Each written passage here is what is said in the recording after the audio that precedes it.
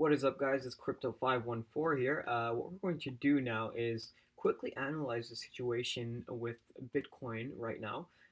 So we did briefly have a correction, a really deep one actually, a parabolic downward motion where it actually corrected down to about 11,300. Some people reporting down to 11,000 even. Nonetheless, it was a crazy fiasco with Bitcoin Cash.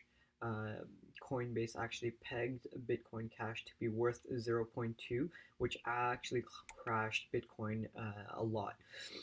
So all of this right here, all this crashing from about the yellow line downwards is all um, fundamentally FUD. So it's just fear, uncertainty, and doubt, fake prices. So anything underneath that yellow line is really artificial pricing that was made by Bitcoin Cash. Now, that being said, once it does, like it briefly did, break that yellow line, um, that period of where there was huge resistance, it did kind of briefly go up. Um, but just with the uncertainty of the market, it bounced upon this support line here, which is a parabolic support line. Been drawing for a couple of months now, and it's been working out fantastic. So you can see that here. So what we're going to see is go with Bitcoin. As long as this continues, we can see it bounce up and down up to about $25,000. Now this yellow line right here is a support, a resistance line that is going to be made with that support line from the previous trend with Bitcoin from 2012 and onwards. You can see how there was massive support here on the logarithmic scale, and as soon as it hit past this support line, even at this point in time, which was in 2014 at the end, you can see how it drastically completely bottomed and dropped. So this support line actually is extremely important. You see how it dropped? It really tried to break that even here as well, but it just couldn't do it. So through that, since then it's been trying its hardest to reach that point, and over here is where it's going to be a pivotal moment.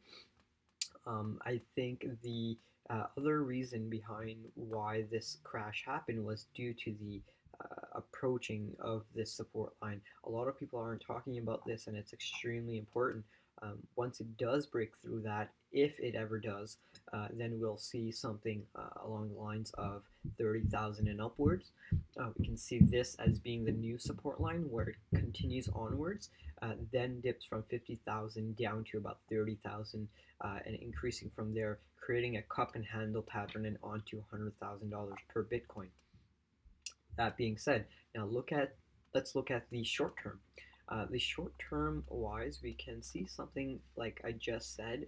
We had this really downward motion with Bitcoin Cash, but if you see the weekly trend with Bitcoin, you can get these support lines, these parabolic support lines like that.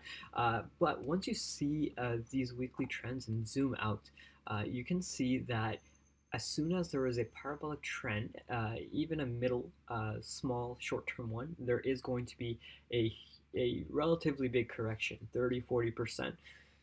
So we saw that here. We saw 30s, we saw 40s, sometimes we saw 90%. So from here on, and so what we're seeing is this massive increase in parabolic trend, crash, parabolic trend, crash, parabolic trend for sure here, crash. And this consolidation period was not enough, so even crashing here, it stayed that parabolic advance, which is fine. And then we saw massive support with that vertical engulfing weekly candle.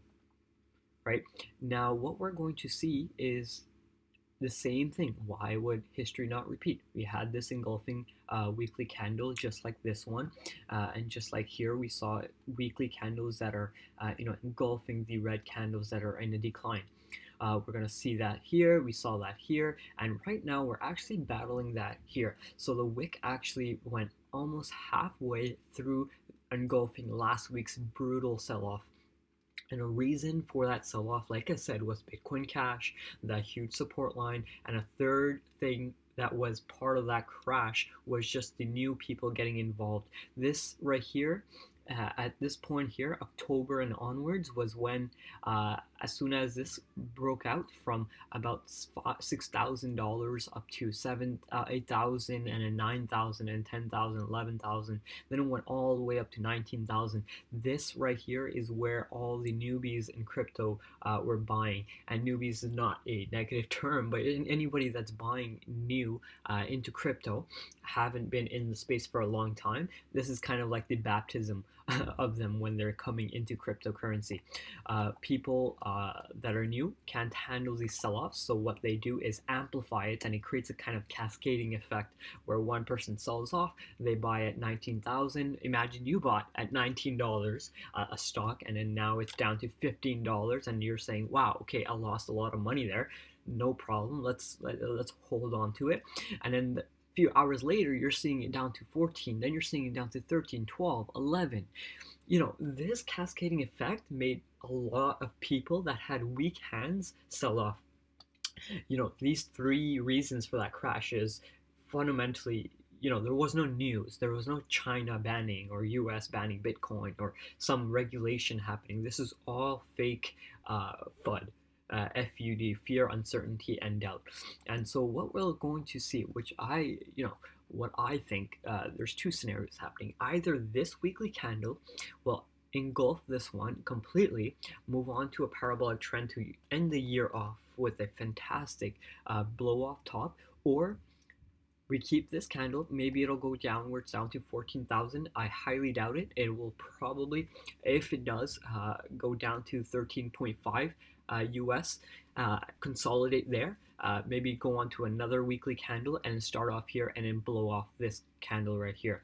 We saw that many times here. We saw that here where it kind of was anticipating a engulfing with that wick. However, it bounced back down. There was uncertainty, and then it moved on to the next one, and then it gave a fresh new wave of buying because the sellers were absolutely exhausted. We might see that. So there's two scenarios there, but I don't believe Bitcoin is over yet. We're seeing massive institutional support. 2018, we're having Goldman Sachs open a trading desks. We're having institutional buyers setting up cryptocurrency firms. So that's my target there.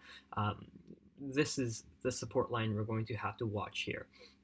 So about the 22,000 to 25, 26,000 range. And I personally am going to be selling off a little bit over here. I think we're going to see some resistance here. We're going to be battling that a little bit. And I'm going to be selling that, and depending on how the move plays out, if it dips a little bit and consolidates in a healthy fashion, I am going to report on that on this YouTube channel, so definitely make sure to subscribe. And yeah, we're going to rebuy back, go all the way up to 35, 40, sell off a little bit, and then we'll see where we go from there. Currently, there is a fork happening. Not today, but a SegWit 2x fork is being planned.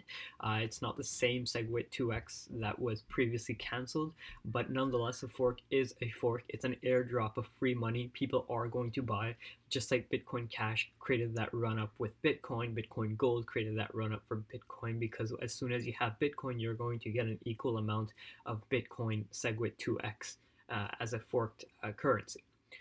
So I think we're going to see some support there as well. Now, but keep in mind that this crash was all fake FUD. This is not, fundamental, news that Bitcoin the system is incorrect, or that someone is hacking Bitcoin, or something stupid like that.